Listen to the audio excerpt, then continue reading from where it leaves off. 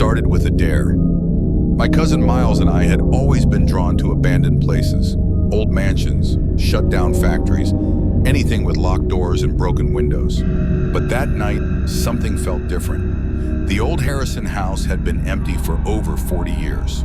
No one spoke about it, and no one went near it. The townspeople called it the listening house, whatever that meant. But we were stupid, bored teenagers looking for a thrill. As we pushed open the rusty gate and stepped onto the creaking porch, the air went cold. Not the kind of cold you feel on your skin. It was deeper, like something had pressed a hand to your spine. Miles laughed it off.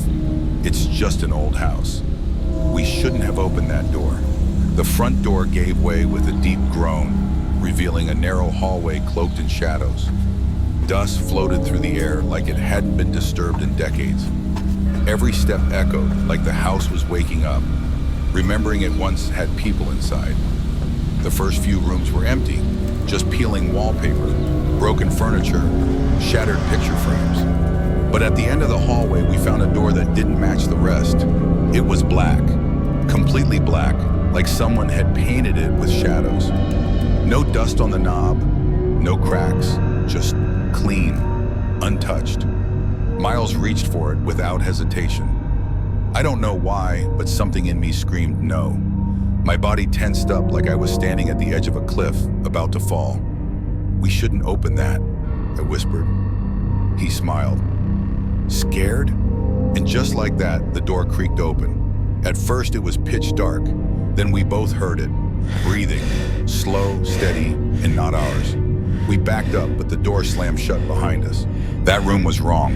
The walls felt like they were moving, closing in. A low hum started vibrating the floor beneath us. I tried to scream, but my throat locked up. Miles grabbed my hand and we turned to leave.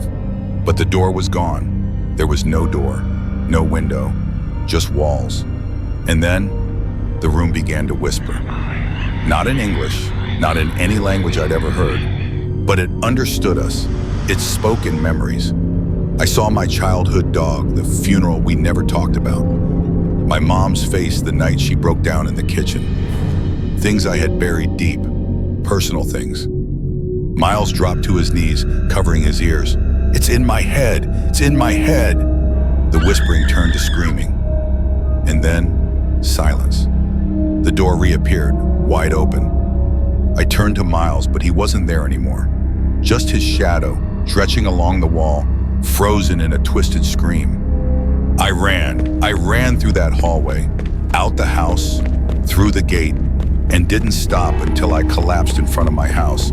It's been 4 years. They say Miles ran away, that he was troubled. But I know the truth.